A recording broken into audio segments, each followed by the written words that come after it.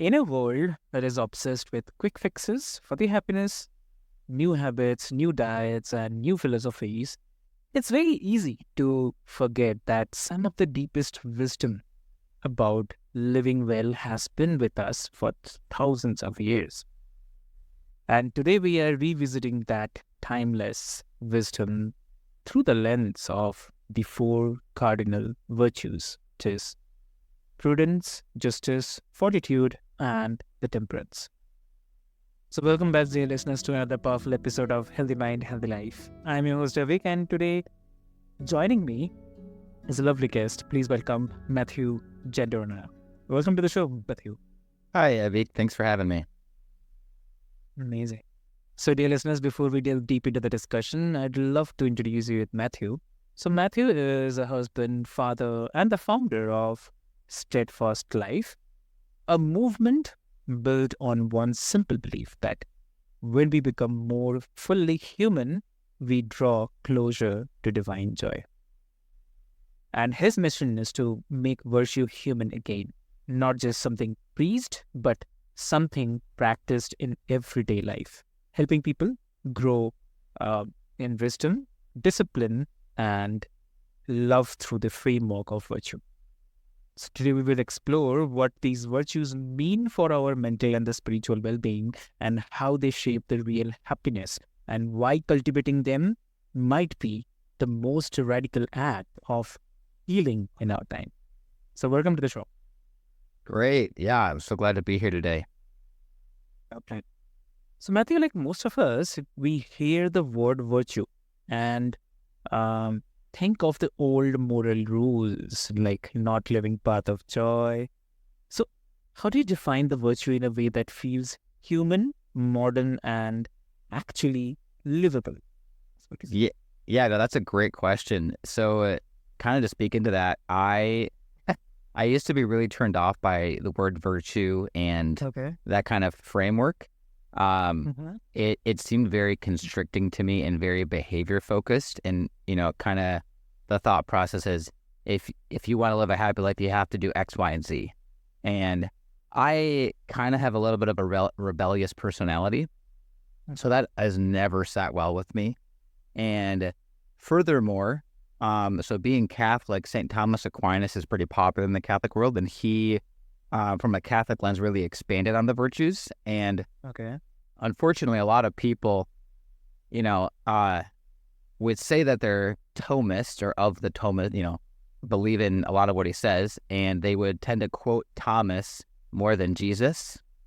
And I'm like, hey, that's not like, that doesn't make sense to me, right? Like, don't get me wrong. He's a great guy, a deep thinker, all that good stuff, but we should be thinking more about what does Jesus say, not what does Thomas say. So I've rubbed wrong, Thomas rubbed me wrong because of what a lot of people said, and then virtue rubbed me wrong because of kind of how it was given to me. So that's the backdrop, and why I think it's important, because I think a lot of people are similar to me in that way, where you think about virtue and temperance and all this kind of stuff, and you just think, wow, okay, what's all this arbitrary, artificial rules that someone else says is good, but like I don't feel very connected to, or it doesn't feel very relevant to who I am or how I live my life.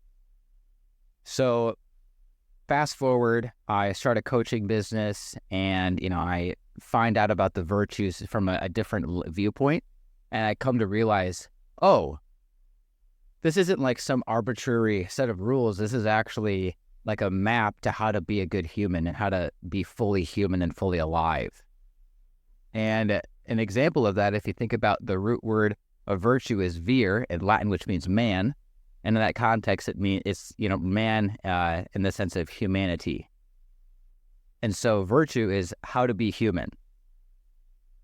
So that was huge for me.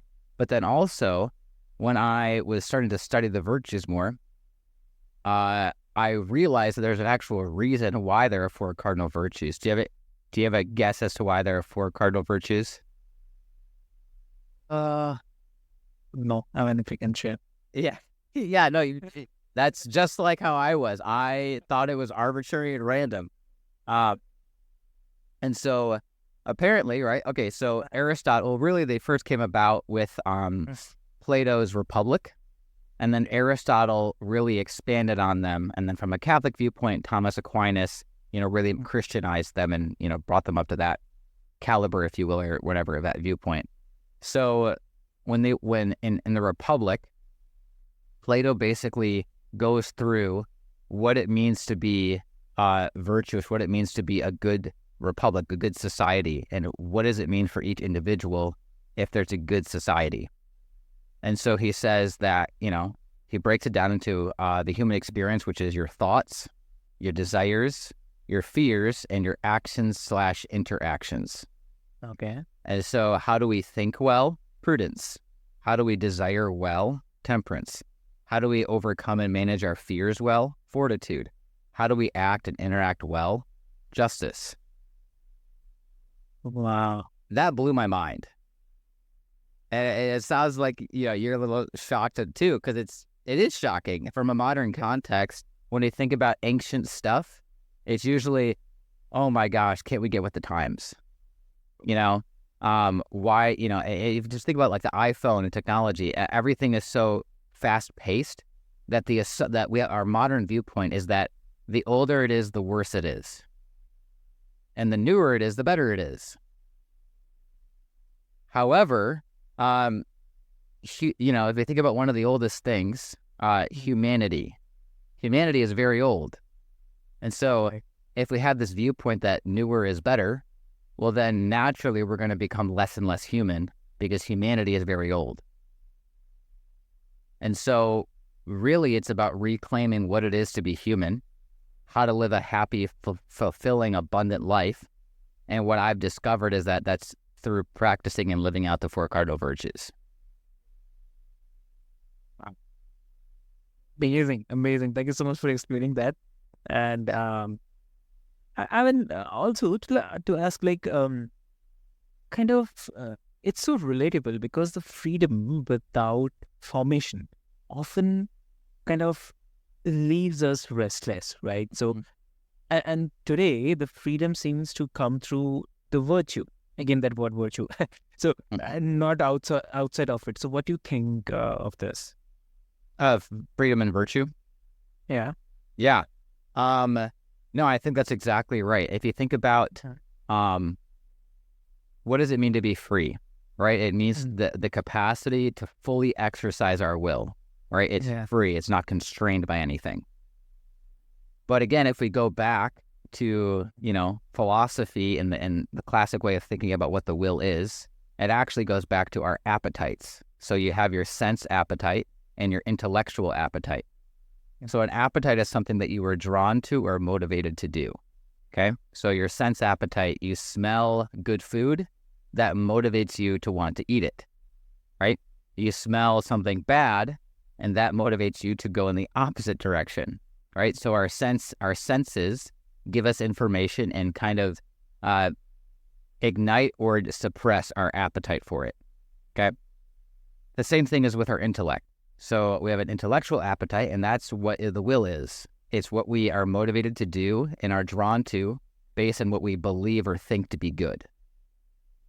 So if the will, in order to actually pursue what is actually good, so for example, if your sense appetite is skewed a little bit, you've eaten a lot of candy and junk food in your life, and you're turned off by that good steak or that good meal, or that healthy meal, then your appetite is not going to actually motivate you to do what is actually good for you.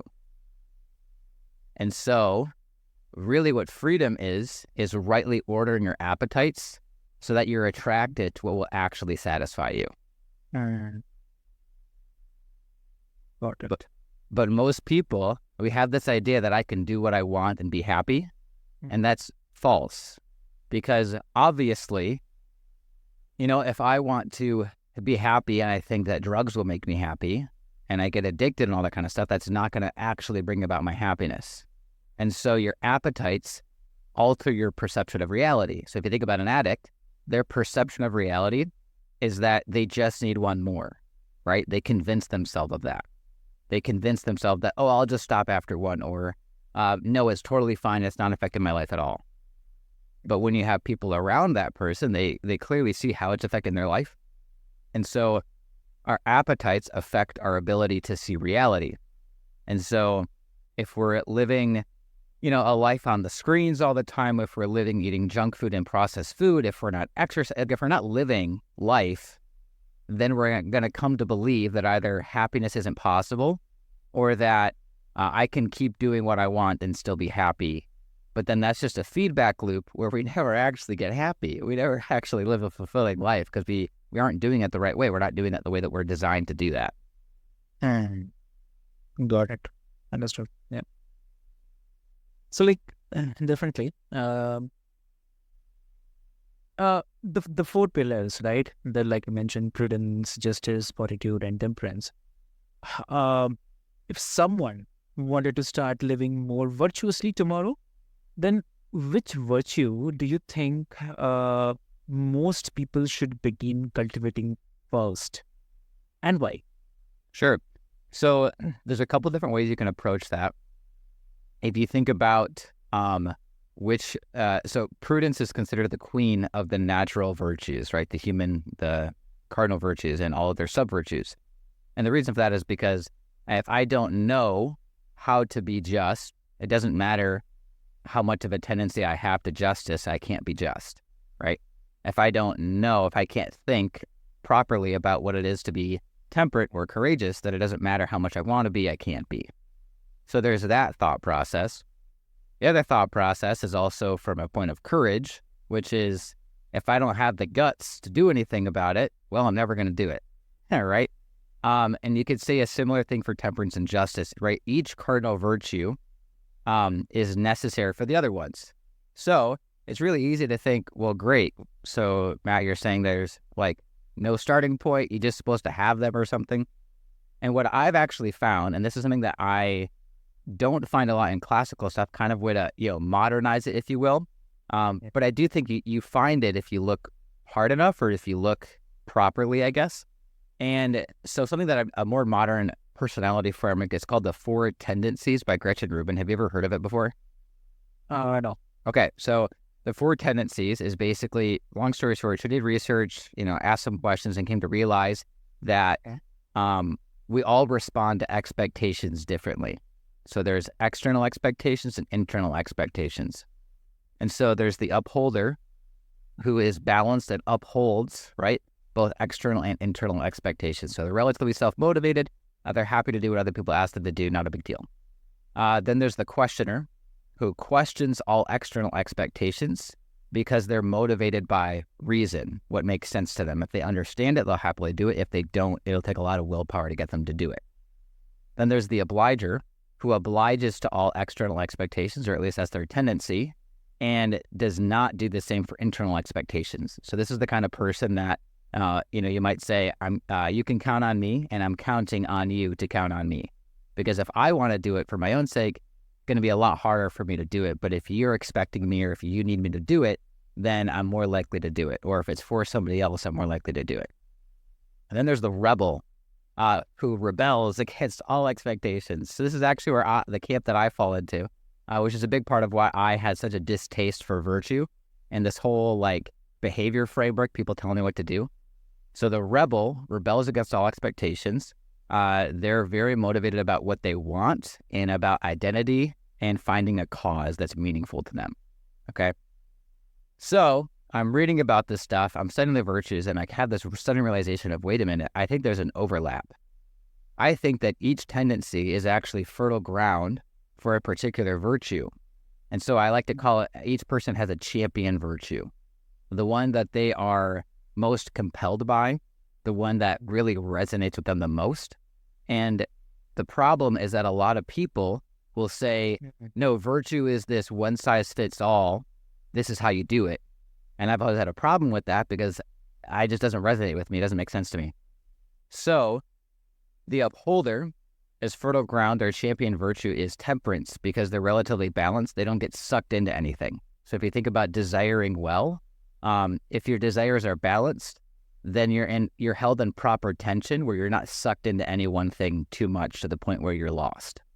Okay? Okay. The questioner is fertile ground, or their champion virtue of prudence, because right reason makes a lot of sense to them, that's what they're motivated by. That's what they're compelled by. And so they are most suitable to grow in prudence first because that's what resonates with them.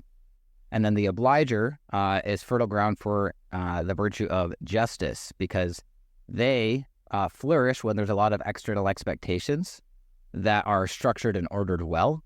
And justice is also very other-focused, right? Rendering to others what is their due. And then the rebel is fertile ground for the virtue of fortitude because whenever you rebel, you're fighting. And whenever you are courageous, you're also fighting against something. And so what I found is that if you can, there's a Gretchen Rubin sheet on the 4 Tendencies. I don't know if it's 4tendencies.com or GretchenRubin.com, but she has a little quiz you can take to find out your tendency. And it's not infallible, but it's a good place to start. And if you can figure out your champion virtue, then that's the one where you want to start with. And it's not that you don't need the other virtues, but one of the cool things about virtue is that when you grow in one virtue, you actually grow in all the virtues. Because virtue is about disposing yourself towards the good.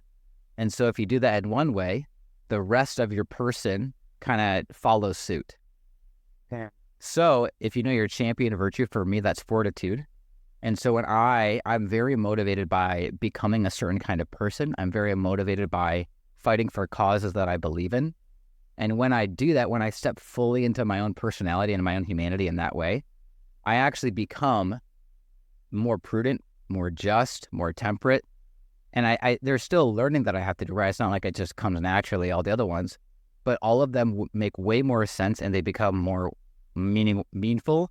And I'm actually motivated to be more temperate when I have a cause that I'm fighting for. But when I don't have a cause, I'm not motivated to be temperate. And so if each person can kind of find their champion virtue, start there, and then go around to the other virtues, that is what I find to be what works best for myself and for a lot of my coaching clients, and just for friends and family that I talk to about this kind of stuff. Got it. Lovely. Great. And there's a deep connection between the virtue and the mental health. So can living with more integrity and self-control actually rewire our minds for the calm and confidence? What do you think? Yeah, no, you asked a lot of great questions today, Avik. So one thing that's cool, so one of the sub-virtues of prudence, for example, is the virtue of alertness, being fully aware of the situation. So a couple of my clients, one really cool story, one of my clients, she had panic attacks about every day. After a couple of months of coaching, she had 0 panic attacks. And then we checked in like 3 or 6 months later, she had still had 0 panic attacks. So what we did, we grew in the virtue of alertness, being fully aware of the situation. So what happened is she'd have like an intrusive thought, and then she'd get really anxious about it. And anxiety, what it does is it gives you tunnel vision, right? It puts you into fight or flight. So when you're anxious, you don't have a full awareness of the situation, right? And so you're zoned in on one thing. So when that anxiety is not based in reality, right? There's not a saber-toothed tiger chasing you, and you do, in fact, have to fight or run. But when it's not based in reality, what it does is it hijacks your nervous system, and it hijacks your focus to only being able to think about 1 or 2 options. You make a really clear black and white kind of situation. And so what we would do is I would call it distracting from the distraction. So she has a thought, and then she could go down that path of thinking about, well, what if I do that thought? What if I don't do that thought? What if I do? What if I don't? And then she gets tormented by it. But what I would say is, well, what if you took that thought? What if I did this? Okay, yeah, what if I did that? What would happen? Okay, that would happen. Okay, what else could I do? Trying to enter into a space of creativity. Because another thing is that anxiety and creativity are mutually exclusive. Because again, with anxiety, you have 2 options, fight or flight, right? You're in that tunnel vision. Whereas creativity, the options are limitless to some extent, right? You're trying to create something and you're trying to, come up with a positive solution or think differently or whatever. So by doing that, you kind of normalize that intrusive thought to where it doesn't have as much power over you because it's not hijacking your nervous system and it's not putting you into fight or flight. So, let's just say, this is really common too with young parents, where they'll have intrusive thoughts of harming their kid, their baby. And so let's just say There's the intrusive thought of leaving my, so I have 2 kids, right? Leaving my daughter in the field, okay? Leaving her to die. Oh my gosh, I could be terrified about that, afraid that there's something in me that would even want to do that. Or I could say, okay, yeah, I could do that. I could also, I don't know, light my pants on fire. I could, make spaghetti and then put it on my head. I could, like just continuing to distract from the distraction with other ridiculous thoughts. So if you do that, you normalize it and then it tends to go away. I've found a lot of success with a number of my clients who struggle with anxiety, utilizing that kind of virtue, alertness. Because again, what does prudence do? It rightly orders our thoughts. And what are they struggling with? An intrusive thought. So if you could figure out how to handle that and have rightly ordered thinking towards the good, well, then those thoughts aren't going to be as problematic. Yep. So, also, if you have to give one suggestion to the listeners today, what suggestion will you give to them? The one suggestion that I would give is that you are fundamentally made good, and that the devil, the enemy, wants you to think that your greatest capability is actually the thing that you need to get rid of.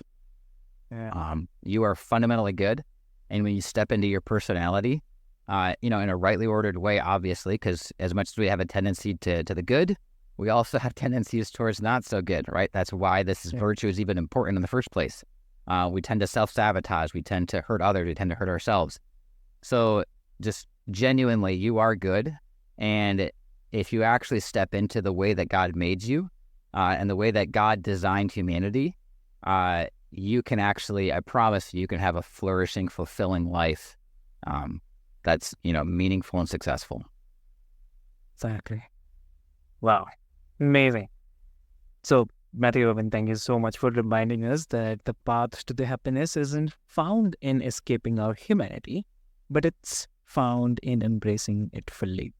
And so in a noisy world of trends and distractions, the 4 cardinal virtues, prudence, justice, fortitude, and temperance, stand as timeless anchors, guiding us towards peace, integrity, and the purpose. So for all the listeners, maybe happiness isn't something to chase, but something to grow into. Start small, choose honesty over comfort, courage over fear, balance over excess, and fairness over ego. And do follow Matthew and his work at Steadfast Life, where virtue becomes a living practice for the modern families, leaders, and the believers as well. So, Matthew, if someone wants to connect with you, what will be the great medium to connect? Yeah, the best way would be steadfastlife.net. That's my website. Or you can just email me, which is matthew@steadfastlife.net. Happy to, first call is always free. So if you just want to chat, get to know about the virtues or, me or whatever it is, happy to do that. No strings attached. The other thing too is if you want to dive more into the virtues, the cardinal virtues, a great free resource is called the Institute of Catholic Culture. Go to the website, type in the search bar, 4 cardinal virtues. There's a self-paced course. Really in-depth, goes through, the 4 cardinal virtues by Joseph Pieper, and then it also dabbles into Aristotle's Nicomachean Ethics. So there's that, and then I believe it's GretchenRubin.com to figure out about the 4 tendencies. Amazing. Lovely. So, dear listeners, what I'll do is I'll put all the links into the show notes for easy reference. And with this hope, until next time, this is your host Avik, and this is Healthy Mind, Healthy Life. Until next time, live steadfastly, love deeply, and remember that becoming more human is the most divine journey of all. So, thank you so much.